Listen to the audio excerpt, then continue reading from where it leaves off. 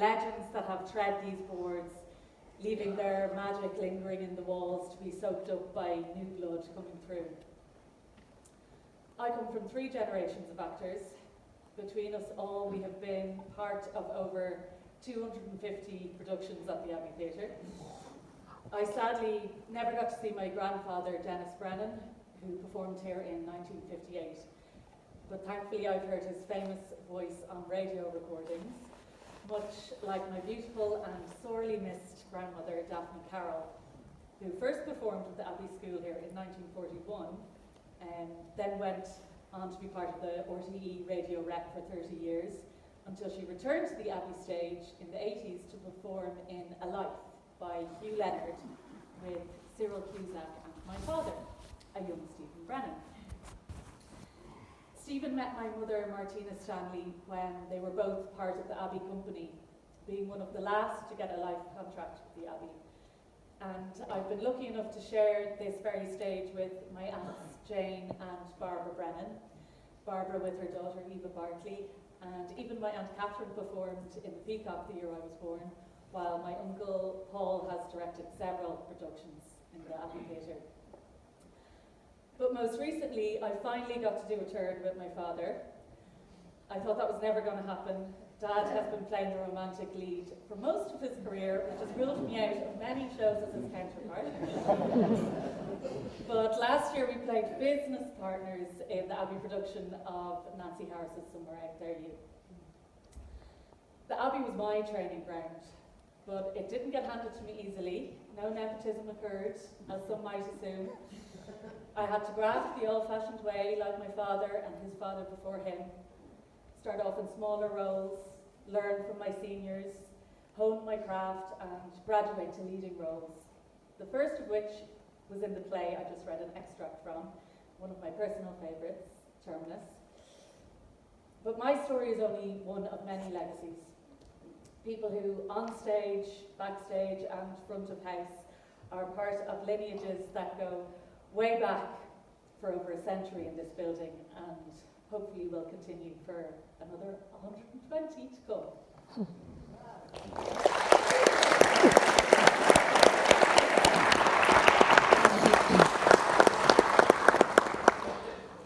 The tools that are available to the playwright to tell his story are few enough. Words, action, silence. In the theatre that has engaged me, words are at the very core of it all. The same words that are available to the novelist, to the poet, and used with the same precision and with the same scrupulous attention not only to the exact kernel meaning, but to all those elusive meanings that every word holds. But there is a difference. The playwright's words aren't written for solitary engagement. They are written for public utterance. They are used, as a storyteller uses them, to hold an audience in his embrace and within that vocal sound. So unlike the words of the novelist or poet, the playwright's words are scored for a very different context. And for that reason, they are scored in altogether different keys and in altogether different tempi. And it is this score that the playwright and the actor privately plot to work their public spell. But even though these written words aren't fully empowered until the actor liberates them and fulfills them, when that happens, and if the playwright is in full mastery of his craft, then that theatrical language acquires its own special joy and delight. Because what is written to be sung is now being sung. So that the language in its meticulous use and in its accomplished utterance finally and fully realizes itself. So that what the playwright wrote, and even as he wrote, listened closely to and actually heard, has now been transferred to the stage, and those words written in privacy and out of privacy, but for public utterance, are now fulfilling themselves completely. There's no contradiction in this. It is a contrived miracle, well, a trick of the trade, because the public utterance must still retain that private intimacy where it has its origins. And even though the audience hears what it calls speeches, it hears too the author's private voice, that intimate language, that personal utterance. And that composite, that duet, the private and intimate set free into public canticle where both voices are distinctly audible, that is what makes the experience unique. And every time that happens, the theatre fulfills itself again. Brian Friel.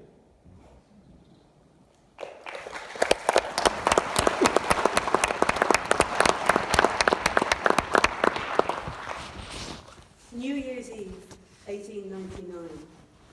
Number 1 O'Reilly Parade, a Georgian tenement, North River. Lil Cummins in the basement and Honor Gately in the attic are in labour. Lil's husband, Ned, hovers uselessly. As the century drew to a close, fireworks lit up the night sky. In number 1 O'Reilly Parade, a struggle of a more visceral nature was apace. Midwife Mamie Boyle had been dug out of the ditty parlour in the Carter's arms, and half shot was running twixt the hour above on her first and Lil Cummins below on her seventh. Not that you'd know it. Lil, you'll make it harder holding on. The little scrap will get more than one ways or t'other. Upstairs in the attic, Honor was embracing her labour with relish. For the first time in her sorry life, pain had meaning. Honor pushed Angelica out as the bells rang in the new century. Mamie handed her the giant babby. She's a boy, God bless her. A huge boy. Ned Cummins appears in the doorway. Mamie, Lil says she's dying and the child with her. Sweet suffering saviour. I'll go to her. Fetch a sup of water for the new mammy there. Honor's heart exploded with love as she cooed at her giant infant. She never peeled her eyes from the babby to acknowledge him. He felt her badness swell in him. Come, look at him, my beautiful Arthur.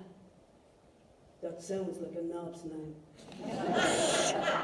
As well it may, for my Arthur will be a gentleman like his father, the kind who'd sire his bastard from a twopenny trick. The words were hardly out when he wished them in, but 'twas too late. She had Arthur to take on now. Tearing her eyes from the suckling babe, she fixed her defiant gaze on him. Get out! And with that, he was demoted to the ranks. Someone else to stick her nose up at. As Ned descended to the basement, an unmerciful roar issued forth from Lil. And unto Ned Cummins was delivered his long-awaited son, born in his cob. 2 babbies brought forth, and the century only an hour in. I'm away to the Carters to sink a gallon of porter. Oh, of course, Mark. Sorry, Mamie. Here you go. She took the coins, but said nothing about the cob. It'd fetch a guinea from the Egyptian apothecary in Coke's Alley. Mamie leaves. Lil turns to Ned. He's called Frankie, for me dead brother. Lil handed Ned his son, searched his eyes for what wasn't there, before she turned to the wall and surrendered to her loveless fate. The babby squalled. Ned looked at his son.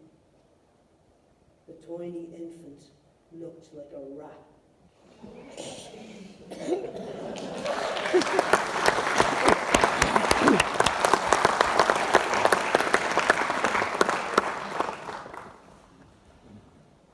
Keith's father scares the shit out of me. I should have smelt a rat. Keith says to me, all I want you to do is to meet my father. You don't know yours too well, but I do know mine. Is it too much to just say hello to him? For fuck's sake, I'm only asking you to just shake his hand. We passed through hell and high water to get into this excuse for a pub where Papa Keith reigns supreme. The funny thing is, the kip is spotless. Carpets, glasses, ice trays. The guy in charge prides himself on running a ship-shape organisation. Anything less would be a slur on the association and those who run it. In the mornings, I'd say the stench of deadall would knock a body out. That's how particular they are when it comes to hygiene. There's never any evidence of anything ever spilt there. A clean establishment. Impeccably clean. Not too sure the same can be claimed by those drinking here. Some of them almost swallowed by the tattoos. Keith's dad has an orange rose painted on his bicep. A lovely large tarantula decorates his right arm, bird for the world to admire. They say nothing to each other for a wee while, and then they nod. Are you still a Nancy boy, or have you straightened yourself out? Daddy wants to know. Keith doesn't answer straight away, lets the insult run off him like water from a duck's back. Keith just says, Dad, here's a mate. You've not set eyes before on him. And then the dad turns his face to me. I know the bastard hates me because I want his son. Keith decides to be all nice and noble. Shake hands with Dad, he says. He just wants to shake hands. Do that for me. Go on. Do it. Pay no heed to his bad-mouthiness. It's his nature. His way of having fun. His dad continues smoking. He lifts a cigarette to his mouth. He blows violet smoke into the air. He eyes me up and down. Is he going to spit in my face? No. He raises the cigarette to me. He holds it out in my direction. I don't know if he wants me to lift it and have a drag. He flashes it in my direction. All hands in the bar are eyeing me. Will I have the nerve to refuse? I shocked a lot of them who had me down as another one of Keith's sissies. I decided to have nothing to do with this dirty habit. He's not upset. Instead, he offers me another limb to shake. It's not a hand. It is a hook. Onto the hook he presses the burning fag. It is extinguished. He lets it drop to the ground. He makes sure it is out by stamping on the remains with his boot. I am frightened by him. He knows that. No point continuing to deny it. I know who you are.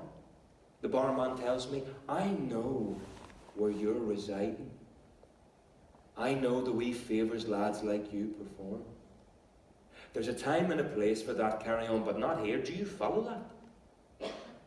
He'd better, Keith's dad says. I follow. I follow clearly, I say. Fucked if I'm letting the side down, though the shite may be shaking inside me. Take him home, Daddy says to Keith. Enjoy this silly little bastard. There's word he's done his bit for us. You know where you can take him. We can go to the house, Keith asks. Well, you can hardly do it on the town street, can you? Do you want to be the talk of Lisburn? Like my mother? Keith sneers. Let sleeping dogs lie, his dad says, and she's in a drunken coma somewhere. She'll hardly disturb you. So we walk to where Keith lives. I am led upstairs in Keith's family house. He points to a bed. His parents' bed. This is where they conceived me. That man with the hooked hand. Keith laughs. So do I. Excited as fuck. At long last. At long last. When I lost you, I thought I would die too. didn't. And you didn't. And we have children now. We have to think of them. Am I not one of your children? You are not my son. You are not my son. I gave birth to you, that's all.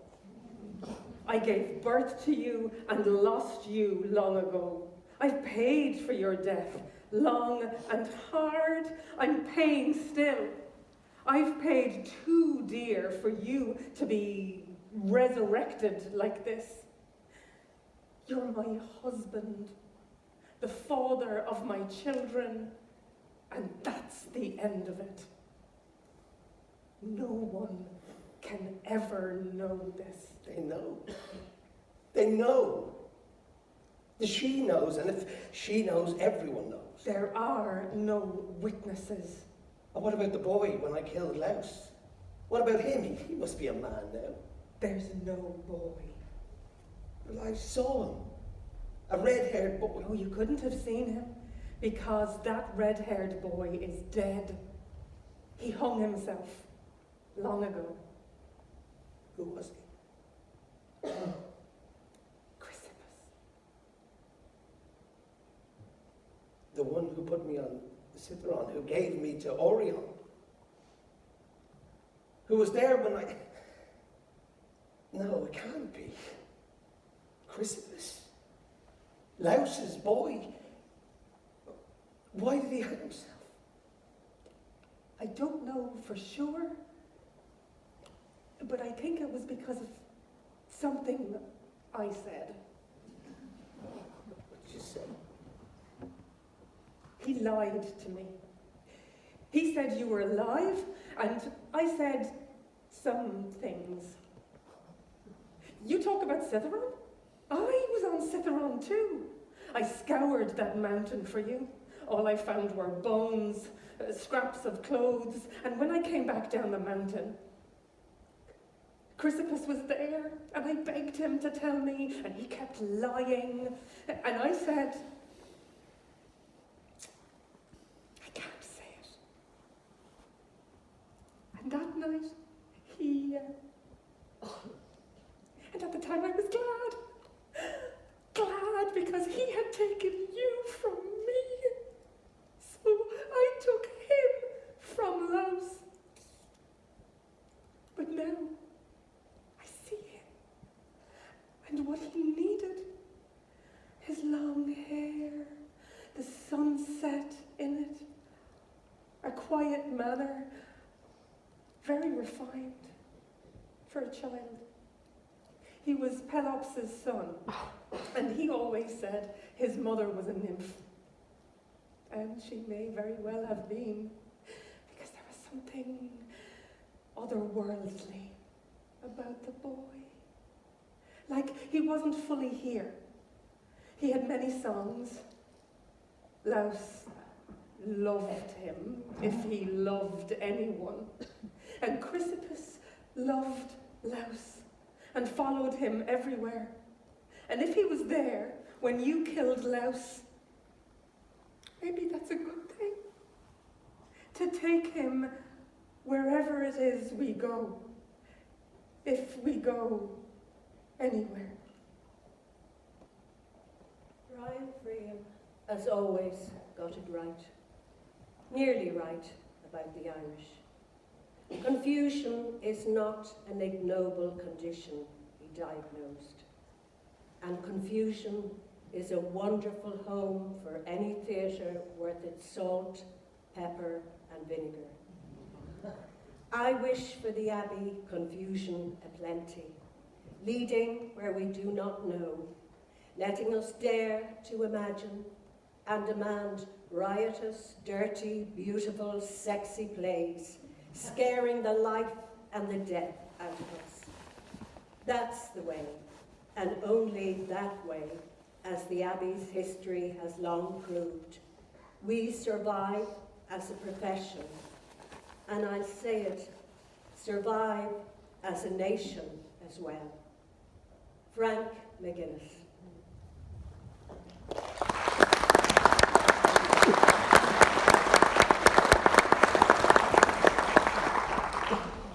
Douglas Hyde was one of the vice presidents of our society for a while, and we were always grateful to him for that twisting of the rope, Casu and Synge, in which he played with so much gaiety, ease and charm. But in founding the Gaelic League, he had done far more than that for our work.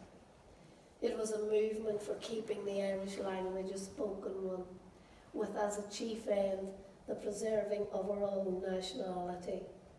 That does not sound like the beginning of a revolution yet. It was one. It was the discovery and disclosure, the disclosure of folk learning and the folk poetry, the folk tradition. Our theatre was caught into that current, as I believe that has brought it on its triumphant way. It is chiefly known now as a folk theatre. It is not only the great mass of primitive material and legend to draw on, but it has been made a living thing by the excitement of that discovery. All our writers, Yeats himself, were influenced by it. Mr. Synge found what he had lacked before: fable, emotion, style. Writing of him, I have said, he tells what he owes to the collaboration with the people, and for all the attacks, he has given back to them what they will one day thank him for. The return to the people, the reunion after separation, the taking and giving. Is it not the perfect circle, the way of nature, the eternal wedding ring? Lady Gregory, writing on friendship, wrote, "The days are getting short, and in the evening when you ask me for something to paint or scribble on, I sometimes give you one from a bundle of old sheets of paper with 3 names printed at the head of it, with a picture of a woman and a dog. The names are those of 3 friends who worked together for a while, Yeats and my own, and the name of John Millington Synge. Sitting here with these artists on the stage and the writers who lent us their words, all the people backstage you can't see, and especially the 2 who put this evening together, a future Abbey with the possibility held in the blank page Lady Gregory references, and an opportunity to work with friends to make art is the best future I can imagine. Art is so central to our lives in ways it is easy to overlook, and this is especially true in the case of theatre in this country. It's so much part of who we are and what we see. It is so much part of who we are that we cease to see how essential it is to our understanding of ourselves as a nation and in our part in the world. There's an expression that articulates this conundrum. Is the fish in the water, or is the water in the fish? The truth, of course, is both. For the Abbey, Ireland is the water we swim in. Its culture, its people, its customs, its stories, triumphs and failures, its humanity and its contradictions. But is that a little too neat a summary for a rationale for the Abbey's continued existence 120 years from its creation? To extend the aquatic metaphor a little further is also worth remembering you can't step in the same river twice. For the river constantly changes, and so does the person. We aren't who we were 120 years ago. Ireland is changing, its people have evolved, and the challenges facing them have too. How do we evolve with it without changing the essence of who we are as a national institution that played such a fundamental part of the nation's formation and identity?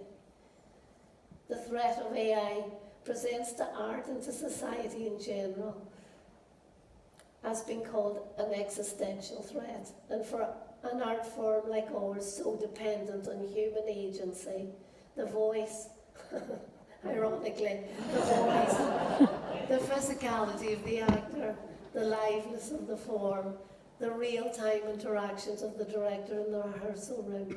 It seems perhaps less of a threat, but the threat could creep into the culture generally in terms of how text can be manipulated and in the adoption of other features that lessen human agency. For the Abbey, the playwright's voice and their energy and their agency has always been sacrosanct. This is a new Ireland in new ways in which we see ourselves represented or needed. The housing crisis, the ongoing wars in the Middle East and in the Ukraine, the rise of populism, the normalisation of violence in public life, the erosion of seasoned discourse in the political sphere, the post-truth rationale that advances. These are all facts of our lives now, and we need to reflect that reality, but also challenge it, show an alternative to it. When our nation was forged in part from the cultural energy and intelligence of the figures that forged the Abbey, Lady Gregory and William Butler Yeats among them, they understood that the ideas needed to be articulated before they could be acted upon. The tension between who we are and who we might become has always been the engine that has driven real change and innovation at the Abbey, in form, in theme, in performance. The Abbey stage is where they rehearse the nation, and it's where we'll continue to do so. So please join me in welcoming to the stage Sexy Tig to perform their version of Casa and Synge.